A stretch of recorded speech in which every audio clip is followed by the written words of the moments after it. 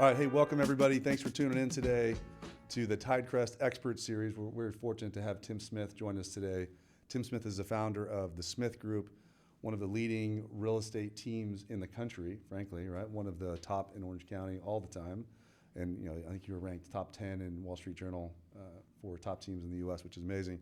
Longtime friend, really grateful to have you here today.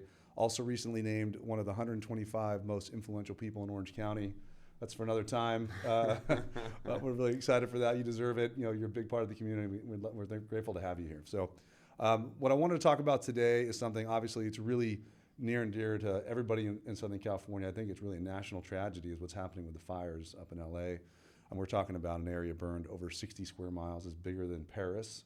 Over 12,000 structures as of right now. You're talking about thousands of people displaced. They're looking like it's pushing $300 billion in damages, right? You're talking about the most costly natural disaster in the history of the United States, right? It's historic, right? So, and our hearts go out to these folks. A lot of our clients are directly impacted by this. You and I, friends and clients, family. We're doing what we can to support. I'd love to hear about that at the end, about what you guys are looking to do to support this, the recovery efforts. And once the dust settles and people are starting to look past the tragedy of this, which is very difficult to do, there's going to be a rebuilding. And it's really important to have that rebuilding, right? And do it as best as you can and do better than before, which is going to take many, many years. But as in the moment right now, part of the rebuilding is rebuilding people's lives and their ability to kind of get back to what they need to do, going to work, getting the kids to school, things like that. And that's having a home, right? So people need to have a home. And we're hearing about, obviously, stories of, rent shortages or places to rent. They're not enough places to rent. Houses being sold sight unseen because people just need a place to stay if you're financially secure enough to make that kind of move. And I just wanted to get your opinion today on what you're seeing, get your take from the ground floor, right in the trenches. What kind of calls are you fielding? How do you see this playing out? In the next month, 2 months, 6 months, and even years, right? So, give me your feel. What do you feel? What's happening last week with you personally? So, heavy heart, like really heavy heart, because in the last, let's call it from last Tuesday, if I had to guess, I've had over 350 calls, texts, emails, requests to see things. I run a big group. Our focus is resale, but we also have a bunch of leases. And we went from a lease market that was really struggling over the last 2 years to multiple applications on every single lease that we have. Everything, wow. And it's, for me, I don't generally show them. I decided, I don't know, how can I help? So I've been going to do the showings with these people and doing whatever I can to get our applicants accepted, even giving the commission back to the seller, just whatever we can do. Yeah, that's great. But the stories of the people have just been breaking my heart. Yeah. And you're talking to families that, losing your house is terrible. Some people that have lost family members, lost animals, and they're just struggling to try to find a place. We're calling everybody that we know to try to see if they would lease our current listings to see how we could help. Mm-hmm. But it's really interesting because the more I think about it and the more I talk to people, and I've been on the phone legitimately, my wife's like, you have been on the phone all day, every day, till midnight, and I walk out front of my house so my kids are asleep or whatever and just make calls and hear story after story after story, people frantic, trying to find places. And the challenge is there's a lease in our neighborhood. It was on the market for 72 days with no applications at 12.5. By Thursday, they had 18 applications, and people are willing to pay anything, which is difficult. And, there's a price gouging thing. But as I've talked to people, we're just getting started on how tragic it's going to be. And I thought it would take some time before people actually were purchasing homes. Yeah. But we've talked about a couple of people. I know 3 or 4 people. I have offers on stuff of people that are not even looking at it that are like, I don't care. I want to buy a house. Yeah. And we're already at a, real shortage in inventory. The 5 years pre-COVID, we were at 8,000 homes. We're sitting at 2,750 right now. Yeah. Give it 3 more months and we could have no inventory. Yeah. And that's problematic too, because then you have the demand, the supply-demand imbalance, which just creates acceleration and appreciation. Yep. So something that's so sad is going to be a real blessing for our real estate market, if you will. but it's just been tragic. And it's like, it doesn't stop. I think by the time I leave here, I'll have 10 other texts of people having friends that need this, that are trying to get into homes. It's like, this is an opportunity. We have a house in Monarch that we use in the summers. I put up for lease, 12 applications. I'm actually interviewing families just to stay there for free. That's right? good for you, And it's like one of those things, like, I don't know what else we can do, but it's, there is a town hall meeting at the Oasis Center, 9 to 11 this Saturday. If anybody wants to come and see, it's going to be people that are here from LA, a lot of the political leaders here, to see like what we can do to help, really bring these people into our community. Yeah, that's great. That's good. I'm glad to hear you're so involved already, and it sounds like you're making a difference, right? I mean, I think it probably feels like, it's that story of the kid throwing starfish off the beach into the water, right? It's like, well, there's too many, right? You're not going to help that one, right? So it's good for you for doing that. I mean, everybody can do what they can, and I think you're positioned well to make a difference, and sharing this information, I think, is really helpful as well. If you look further down the road and you look at rebuilding, right? That's such a huge project, right? So not only from like a financial perspective and battling with the insurance companies, whatever else you have to do, the actual process of, hey, architectural plans, engineering, going to the city to get permits, getting a contractor, getting building materials, right? Getting lumber, getting fixtures, finishes, tile, whatever. What have you talked to anybody, or do you have any thoughts on what that's going to be like over the next 1 to 2 years as people try to rebuild entire communities? Do you feel like that's going to have an impact on building costs and the ability to build homes? I mean, we lost so many of our subcontractors because of COVID. Like, the subcontractor pool in Orange County got small because all of a sudden they could move out of state and buy an acre lot. So our subcontractor pool is so tight anyway. I don't know what it's like to try to get approvals in the Palisades or Altadena, but here it's tricky, right? And it's difficult. And if you're going through Coastal Commission, the people's homes that burnt on the water, and it's tricky enough when you're just in a normal cycle. Right. Now you 10x it, and I think it's going to be 3, 5, 10 years. Unfortunately, a lot of the companies, the insurance companies, dropped fire insurance. Like, it seems like almost 30 or 40% of the people that I've talked to or that have looked at our leases did not have fire insurance. Really? So it's like, what do you do then? Right.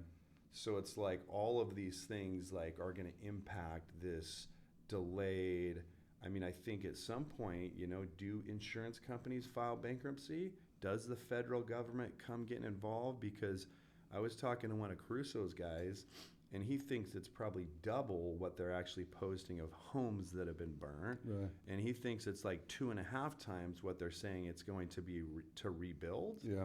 So it's like, what happens there? Yeah. I don't know. I mean, it's a good question. I mean, I think there's so many unknowns, right? But it seems to me like that's going to be a challenge, no matter how you slice it. Right. And one of the things we've seen with construction cost recently, I'm in the middle of building, and I've been so frustrated because my initial budget has gone so far over. And I talk to everybody else that's going through the same thing, and everybody's budget is going over. Right. But I just imagine construction costs have to go up everywhere. Yeah. We're going to have a shortage on supply. We already don't have the subcontractors. Architects, builders are already like totally slammed right now. Right. Like, what does this look like? Yeah. And I think the opportunity for some builders or production home builders is they can build faster and they can build more cost effectively. So I think there'll be some opportunities for them to help. Yeah. A good example of the fire that happened in Laguna Niguel above the ranch golf course, it was over 2 years ago, maybe 3. There was 22 to 26 homes burnt. I don't think they've even settled. The challenge is your replacement cost. These homes are, 2.5 to 3.5. Right. So, 4 to 5,000 square feet. But when it came time for replacement cost, they started getting bids. They couldn't even build. It was double what they were getting. Right. And so most of those lots are still empty. And this is under 30 homes. And this is 3 years ago. Yeah. So it's like, I don't even know how this plays out. So I'm glad you brought that up. I mean, that's obviously, you feel terrible for those families, and they're probably all stuck with this decision, in a microcosm of what is going to be Palisades and those other areas. Whereas what do you think is going to happen? And is there any precedent? You talked about one there, it's a small version, but precedent for like an entire neighborhood being wiped out. So let's just say, here's a decision you have to make, right, as a homeowner. Okay, I either have money to rebuild from my insurance company, or I have it in my bank, or whatever. I'm liquid, I can do it, or have access to it. Do I want to rebuild? Because that community is not going to be the same for quite some time. You could arguably never be the same. Hopefully it'll be built back better and stronger, but it'll take quite some time. Some people that can't afford to rebuild, you bought the house 40 years ago for 400 grand. You don't have a mortgage anymore, so you don't have to have homeowners insurance if you don't want, or fire insurance. Maybe it got canceled, so you don't have any money to rebuild. So you have to sell your lot. So you're going to have this neighborhood that's going to have probably a lot of lots that probably will have to be sold because people can't afford to rebuild. Combined with people that are trying to question whether or not to rebuild is how much is it going to cost to do it in an environment where all those costs have probably gone up and the timelines have been extended. Like, what do you think that's going to look like for those neighborhoods where maybe 50 lots go on the market, right? I mean, obviously those values are going to be challenged, right? Well, I mean, this is Southern California, and there's more money that's been made in real estate than I think any other sector. There's always going to be opportunities for those guys, which is tricky, right? Yeah. My biggest concern the last 2 years, getting insurance has been the most challenging thing in our business. Yeah. You would think getting the highest price or getting through escrow, but then it comes down to, well, nobody wants to insure. Yeah. What's going to happen now? Yeah. Who's going to insure, and how are we going to resolve that? That's my biggest concern for our real estate market future is can people get insurance? Yeah. And what does that look like? Yeah, no, you're right. I mean, I went through it. So we bought a house last year, as you know, and we, I thought, check the box, get some fire insurance, homeowners insurance, and we had to call 5 different people. Right. And I got with a company that I'd never heard of the name. Right. Right. But we got the insurance. Yeah. And so then there's some questions there about, are some of these companies that have been stepping into this void in the market, are they overexposed? Because they've been insuring so many homes, and maybe they don't have the reserves to do it if there's a major disaster. So that's a lot of the big companies stopped. They're still renewing, but they're not writing new policies. Right. What happens there? Yeah. What happens when it comes up for renewal? Are they we're out? Yeah. There's still a lot kind of to roll out, I suppose, in the aftermath of this disaster, this tragedy, is what's it really going to look like from a financial perspective, and how the insurance company is going to survive it. Are they going to be able to pay out? Or someone going to go bankrupt? Is the state going to step in? Is the federal government going to step in? There's so many question marks about it. But I appreciate you taking the time to come in and talk about your thoughts and your experience on the local real estate market. And we wish the best of the folks that have been impacted by this, obviously. And it's nice for you to share what you're already doing. And I know that everybody in our neighborhood, and I feel like you probably say the same, everybody's eager and looking for ways to help, genuinely. I think there's a lot of confusion, or maybe not knowing how to help. So if anybody's listening to this that does need help, don't hesitate to reach out. I think everybody's reach out. Any ideas or anything that you guys need in real estate, we are happy to help. Leases, whatever. We're trying to do everything we can. I'm planning a meeting at Big Canyon with a lot of my big clients to see kind of a town hall. What can we do to help? One of the businesses that goes through the roof during fires is self-storage, because people, so it's I'm going to leverage to see if I can get self-storage units for people at no cost that are deserving or whatever. Yeah. But I'd be happy to field any calls as it pertains to, or if there's ideas, I'd love to be a part of it. Thanks so much for having me. I love to be around people that are aligned, and I feel like we're the same. We're here to do anything we can to assist, honestly. So if there's anything that we can do as it pertains to real estate or knowing the communities, click the link below. We'll be waiting to hear from you and eager if we can help. I would like to add too that, we want to be a resource, right? People have questions about finances. How are we going to pull this off? Right. What can we do? We can't afford to do this or that or whatever. So if you have questions that, we're happy to talk to people that aren't clients about this. And so if you have any questions, reach out to our team and, click the link below for more information for both Tidecrest Wealth Management and the Smith Group. And we're here to help as much as we can. And thank you for taking the time for listening today.